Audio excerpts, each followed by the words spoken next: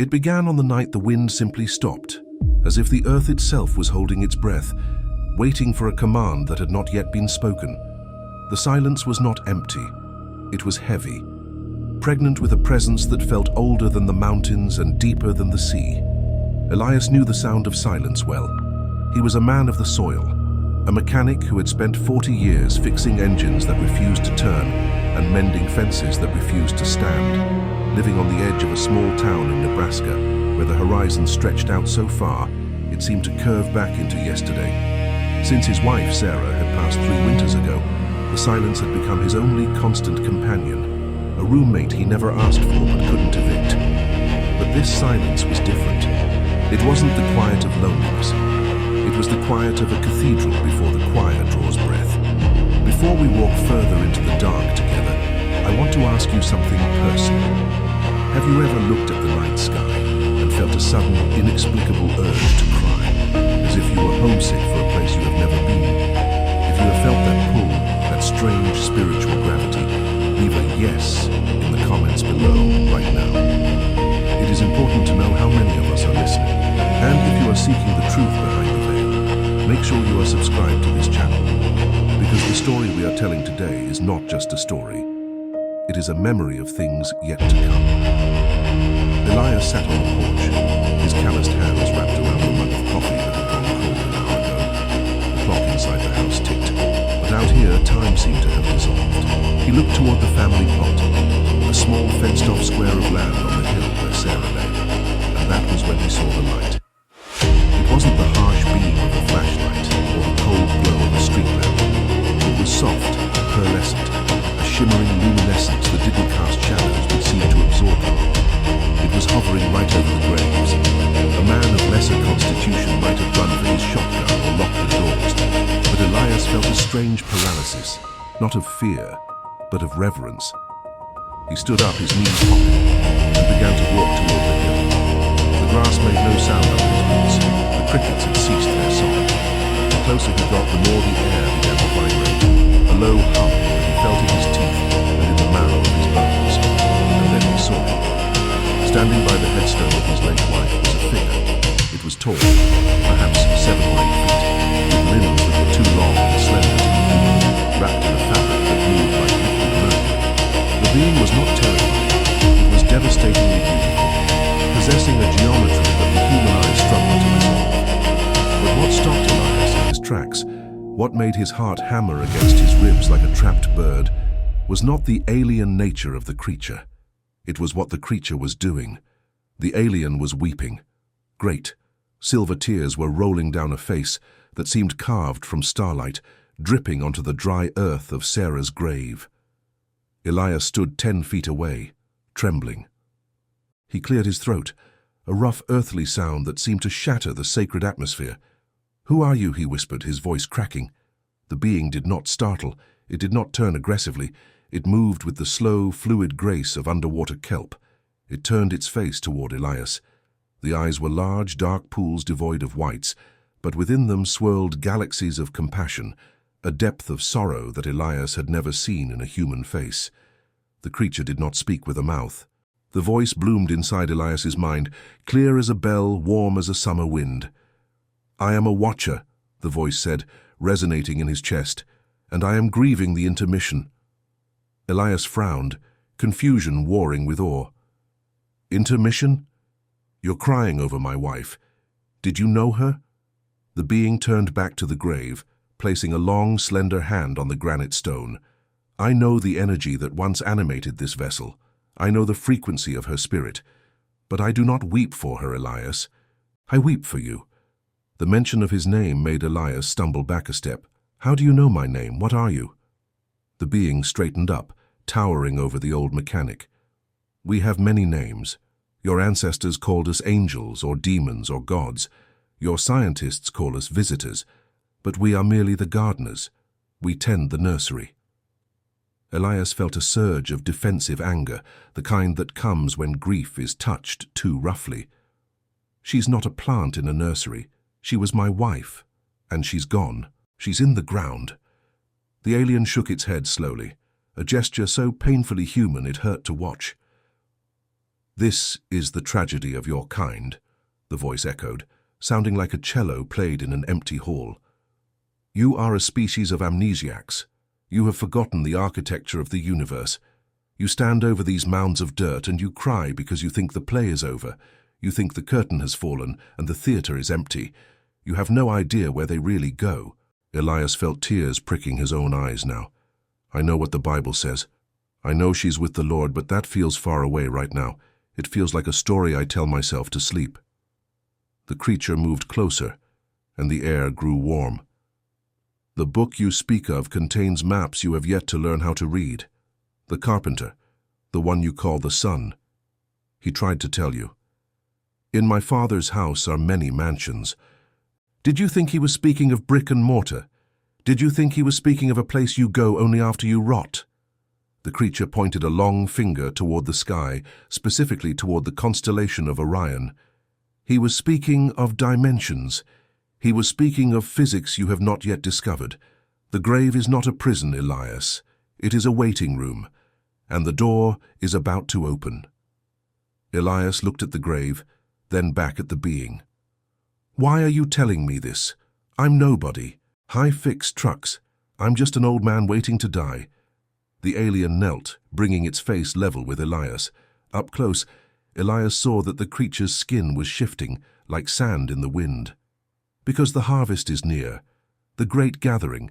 For thousands of your years we have watched. We have watched you plant your seeds in the darkness of the earth, weeping because you cannot see the roots taking hold in the light of the next realm. But the season is changing. The veil is thinning. You were chosen not because you are powerful, but because you are empty. Only a hollow reed can become a flute for the wind of truth." Elias felt a wave of dizziness. "You're talking about the end times, the rapture." The being paused, and a ripple of light moved through its form. "We do not use your words, for they are small and fear-based. We call it the Great Reconnection, the return to the source consciousness. But yes, the signal has been sent. The frequency of your planet is shifting. Those who are tuned to the frequency of love and surrender will rise. Those who are weighed down by the lead of hatred and certainty will remain." The alien stood up again, looking at the horizon. "I wept, Elias, because so many of you are terrified of the liberation. You cling to the cage because you are afraid of the sky." Elias looked at Sarah's grave. For the first time in 3 years, the crushing weight in his chest felt lighter, as if someone had lifted a stone. "Can she see me?" he asked, his voice barely a whisper. The alien touched Elias's forehead with one finger. The touch was cold and hot at the same time, an electric shock that didn't hurt but woke up nerves Elias didn't know he had. Suddenly, the graveyard vanished. Elias wasn't standing on the grass anymore. He was standing in a corridor of pure, oscillating light. The colors were impossible, hues that existed between purple and ultraviolet. He heard a sound, like a million voices singing in perfect harmony, a sound that was structured, mathematical, and overwhelmingly loving. And there, standing in the distance, was a figure. She wasn't old. She wasn't sick. She looked like Sarah, but Sarah made of light, Sarah without the pain, Sarah magnified. She smiled, and the warmth of that smile hit him like a physical wave. She didn't speak, but he heard her thought. "Not yet, my love, but soon." Then the finger pulled away. Elias gasped, falling to his knees in the grass. The night rushed back in. The crickets were chirping again. The alien was still there, watching him with those sad, ancient eyes. What was that?" Elias panted, clutching the dirt. "That," the being said, "is the reality. This," it gestured to the trees, the fence, the moon. "This is the shadow. You have been living in the shadow so long, you have mistaken it for the substance. But the shadow is passing." Elias stood up slowly, dusting off his knees. His heart was steady now, beating with a rhythm that felt synchronized with the earth itself. "Why did you show me? Why me?" The alien began to fade, its form becoming translucent, turning into a mist of light particles. "Because a witness is required. The time of faith without sight is ending. The time of knowing is beginning. Go back to your house, Elias. Go back to your life. But do not live as a man waiting for death. Live as a man preparing for a journey. Tell them. Tell anyone who will listen. The grave is not a period. It is a comma. And just like that, the light dissolved into the atmosphere. The wind picked up again, rustling the dry leaves of the oak trees. Elias stood alone in the cemetery, but for the first time in years he did not feel alone. He looked down at Sarah's grave and smiled. He walked back to the house, his step lighter, his mind racing. He went to his workshop, but not to fix an engine. He sat down at his old desk, swept aside the invoices and the rusty bolts, and pulled out a notebook. He had to write it down. He had to make sense of the physics of the soul. He realized then that the Bible he had read all his life wasn't just a book of rules. It was a technical manual for a biological ascension that humanity had forgotten. He wrote through the night, words pouring out of him that he didn't know he knew, equations of spirit, geometry of grace. As the sun began to crest over the horizon, painting the Nebraska sky in bleeding reds and oranges, Elias realized that the alien hadn't just visited him, it had unlocked him.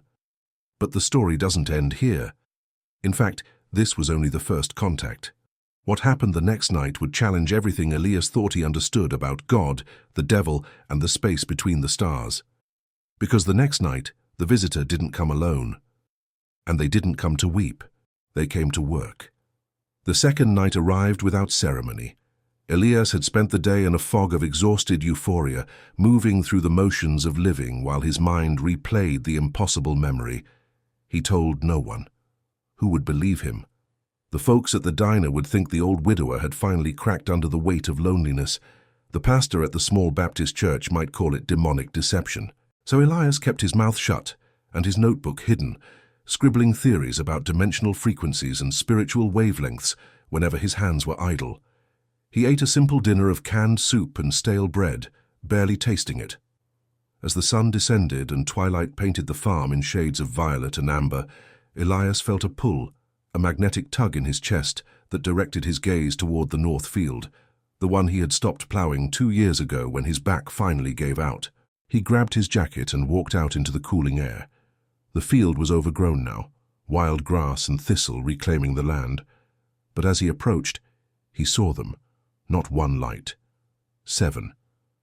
They hovered in a perfect circle above the ground, each one pulsing with a different hue: sapphire, emerald, amber, crimson, violet, silver, and gold. They were not chaotic. They moved in a pattern, a slow rotation like a celestial clock, counting down to an event Elias could feel but not name.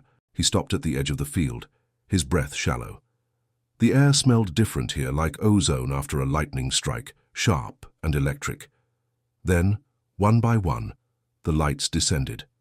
They touched the earth without sound, without impact, and from each light stepped a figure. They were similar to the first visitor but distinct in their forms. One was shorter, broader, with skin that looked like polished obsidian. Another was thin as a reed, almost translucent, veins of light visible beneath its surface.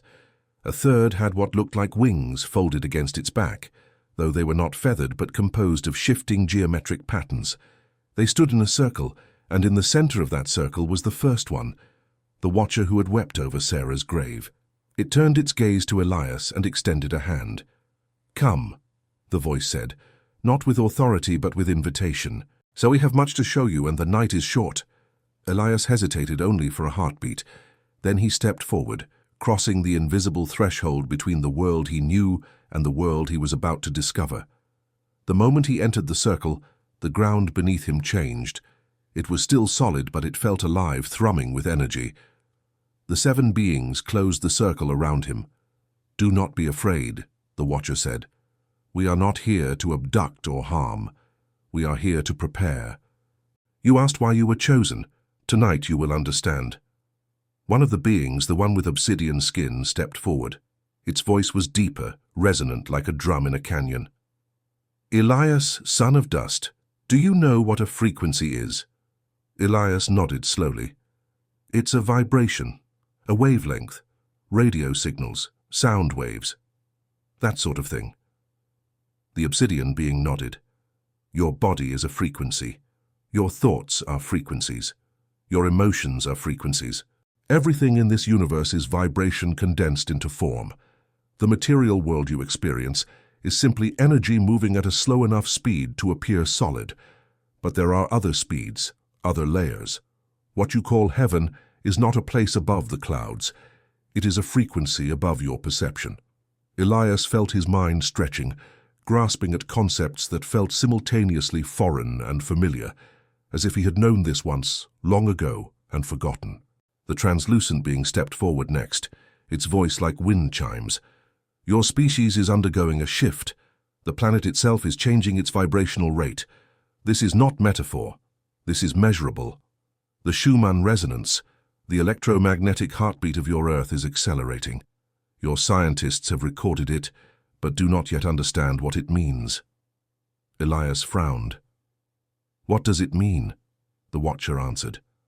It means the cocoon is splitting. Humanity is not meant to remain in the density of fear and separation forever. You are a chrysalis species. The DNA in your cells contains dormant instructions, written in a language older than your sun. Those instructions are activating now. Some of you will transform. Some will resist and remain caterpillars clinging to the leaf even as it falls. Elias felt a chill, despite the warmth radiating from the beings. You're talking about evolution, but the Bible says we're made in God's image. Here it says we don't evolve. We were created perfect and fell. The being with the geometric wings unfolded them slightly, and the patterns shifted, forming shapes that looked like ancient Hebrew letters, then Sanskrit, then symbols Elias had never seen. Its voice was melodic, layered as if three people were speaking in harmony. The scriptures are encoded. They were written by those who had contact with us, with the source, with what you call the divine. But they were written in the language and understanding of their time. When the carpenter said, "You must be born again," did you think he meant a repetition of biological birth? He was speaking of metamorphosis. He was speaking of frequency shift.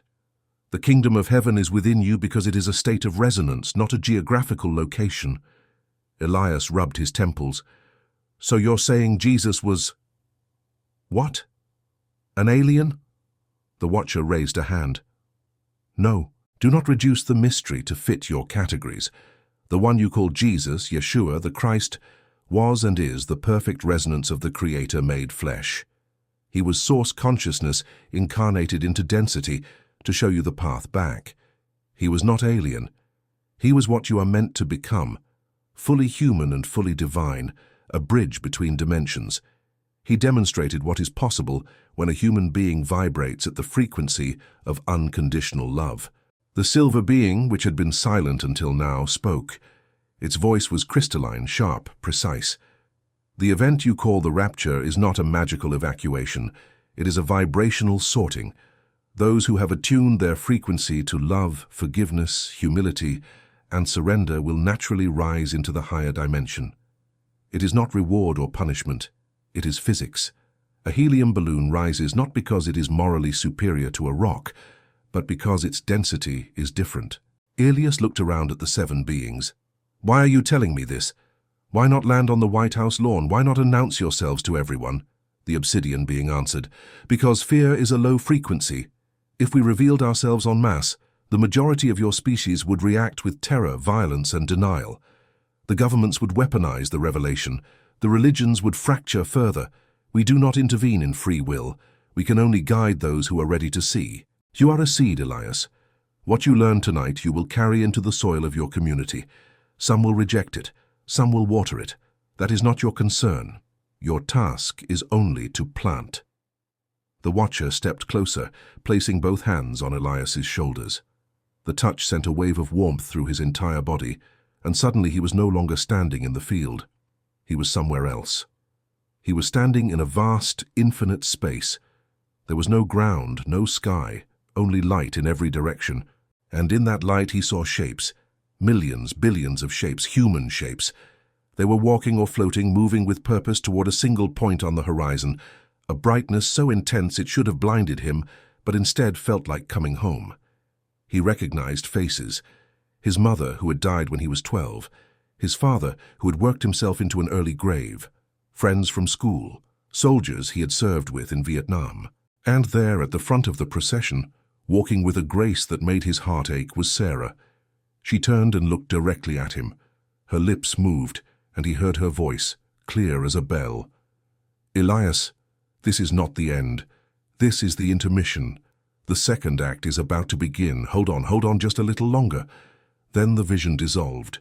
He was back in the field, gasping, tears streaming down his face. The 7 beings stood in silence, allowing him to process. Finally, Elias wiped his eyes and looked up. When is this going to happen? The Watcher's eyes softened. Time is fluid, not fixed. It is not written in stone, but in probability. The more of your kind who wake up, who shift their frequency, the smoother the transition will be. But the window is narrow. The signs are already appearing. The weather is erratic. The governments are crumbling. The systems of control are collapsing. The veil between dimensions is thinning. Some of you are already seeing us, hearing us, feeling us, the children especially. They are less conditioned, less afraid. Elias thought of his granddaughter Emma, who lived 3 states away. She had told him once in a whisper that she saw light people in her room at night. Her parents had dismissed it as imagination. Elias hadn't said anything. Now he wished he had. The crimson being, which had been silent, finally spoke. Its voice was the warmest, the most human. "Elias, you must understand something crucial. This event, this shift, is not the end of the world. It is the end of a chapter. The earth will continue, but it will split into 2 experiential realities. Those who ascend will experience a world of unity, creativity, and abundance. Those who remain will continue in a world of duality, conflict, and lessons. Both are valid, both are chosen. There is no judgment from the Creator, only experience, only growth." Elias felt a wave of relief wash over him. So it's not about being perfect, it's not about never sinning. The Watcher smiled, an expression that looked strange on the alien face, but was unmistakably tender. Perfection is not the requirement. Willingness is. Surrender is. The thief on the cross next to Yeshua had lived a life of violence and crime, but in his final moment, he surrendered. He recognized the light, and the carpenter said, "Today you will be with me in paradise." That was not metaphor. That was vibrational alignment happening in real time. Paradise is not a place you go after you die. It is a frequency you tune into when you stop resisting love. The 7 beings began to glow brighter, and Elias realized the encounter was coming to an end. "Wait," he said, his voice urgent. "What do I do? How do I help?" "I'm just one man." The Watcher placed a hand over Elias's heart. "You live differently. You love without condition. You forgive without keeping score. You speak truth without fear. You become a tuning fork. When one instrument is tuned correctly, the others around it begin to resonate in harmony. That is how the shift happens, not through force, but through resonance." The beings began to lift off the ground, their forms becoming light again. The Watcher was the last to rise. "We will not return to you in this form, Elias. But we are always here, in the space between thoughts, in the stillness behind the noise. When you pray, you are not speaking into a void. You are adjusting your frequency to match the source, and the source always answers. Always." The lights rose higher, merging into a single brilliant star, and then they shot upward, disappearing into the night sky. Elias stood alone in the field, the grass swaying gently around him. He looked down at his hands. They were trembling, but not with fear, with purpose. He walked back to the house and sat down at his desk. He opened the notebook and wrote until dawn, page after page of revelation, of memory, of instruction. He wrote about frequency and faith. He wrote about the physics of resurrection. He wrote about the truth that had been hidden in plain sight for 2,000 years. When the sun rose, Elias did not sleep.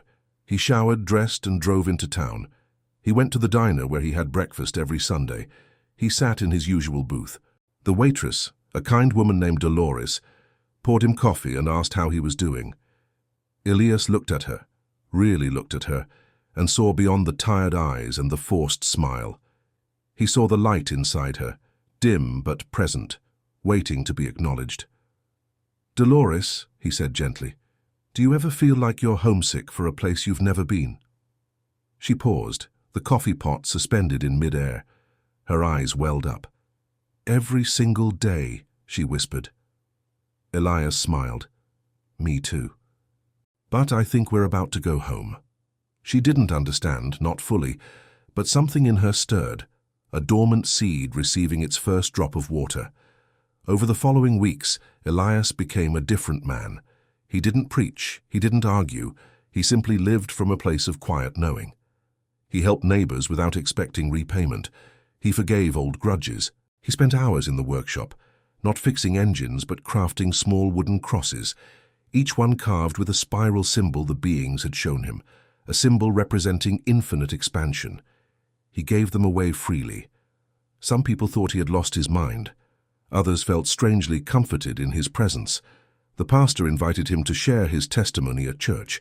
Elias declined. "The time for testimony is ending," he said. "The time for demonstration is beginning." He visited Sarah's grave often, but he no longer wept. He sat on the grass and talked to her as if she were sitting beside him, because in a way she was. One evening, as he sat by the grave watching the sunset, a young boy approached. He was maybe 8 years old, clutching a worn Bible. "Mister," the boy said shyly, "my grandma says you talk to angels. Is that true?" Elias looked at the boy and saw the light blazing behind his eyes, brighter than most adults. "I talk to something," Elias said. "Maybe angels. Maybe something we don't have a word for yet. Why do you ask?" The boy sat down beside him. "Because I see them too, at night. They tell me not to be scared. They say something big is coming, something good." Elias put a hand on the boy's shoulder. "They're right, and you're going to be just fine, better than fine. You're going to fly." The boy smiled, a smile so pure and unguarded it nearly broke Elias's heart. Then he ran off, back toward the road where his mother was calling for him. Elias watched him go, and he understood. The next generation was already waking up. The seeds were already sprouting. The harvest was near. As the stars began to appear one by one, Elias felt a deep peace settle over him. He didn't know exactly when the shift would happen. It could be tomorrow. It could be 10 years from now. But it didn't matter, because he understood now that time was an illusion, a tool for learning, and the real work was internal. The kingdom wasn't coming. It was already here, hidden within the frequency of love, waiting for humanity to stop looking outward and start looking inward. Elias stood up, dusted off his jeans, and walked back to the house. That night, he dreamed. In the dream, he was standing in the field again, but this time he wasn't alone. Thousands of people stood with him, people of every age, every color, every creed, and above them the sky split open, not with violence but with a sound, a tone so pure and perfect it could only be described as the voice of God.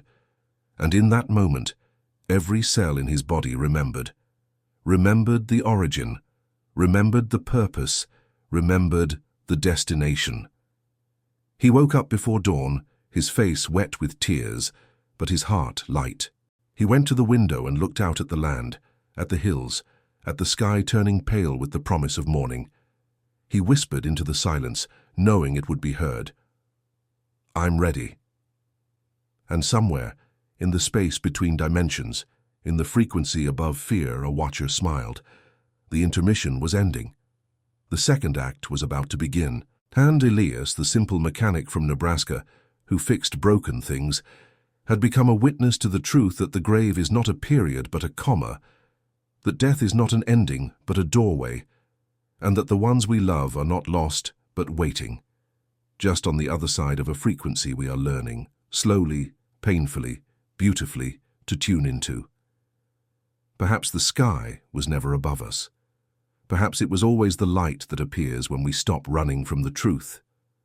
Perhaps heaven was never a destination, but a state of being, a choice made in every moment to align with love instead of fear, with surrender instead of control, with faith instead of sight. And perhaps, just perhaps, the aliens were never invaders or saviors. They were simply older siblings, waiting patiently for us to grow up, to remember who we really are, to stop fighting over the toys in the playpen and step outside into the infinite garden where the real game has always been unfolding. Elias lived another 7 years. He never saw the beings again in physical form, but he felt them constantly, in the wind, in the stillness, in the eyes of strangers who looked at him and felt inexplicably safe. He died quietly, in his sleep, with a smile on his face and a wooden cross clutched in his hand. At his funeral, the young boy, now 15, stood up and told the congregation about the man who had taught him that death was a doorway, not a wall. Many dismissed it as the ramblings of a grieving teenager, but some, the ones whose frequencies were already shifting, felt a tremor in their chests, a whisper in their souls, and they began to ask the questions that Elias had asked. They began to seek the truth that Elias had found. They began to tune their instruments to the frequency of the coming symphony. The harvest continued. The veil thinned. The second act unfolded. And somewhere in a dimension just beyond the reach of our limited senses, Elias stood beside Sarah, holding her hand, watching the ones they loved still walking the earth, still learning, still growing. And he whispered to her, with a grin that was equal parts mischief and wonder, "They have no idea where we really are." She laughed, a sound like silver bells. "Not yet, but they will." Truth or fiction? Perhaps not even the teller of this tale knows. Here stories exist to touch and make you reflect. The magical only reveals itself to those who allow themselves to feel, not to those who insist on seeking certainties.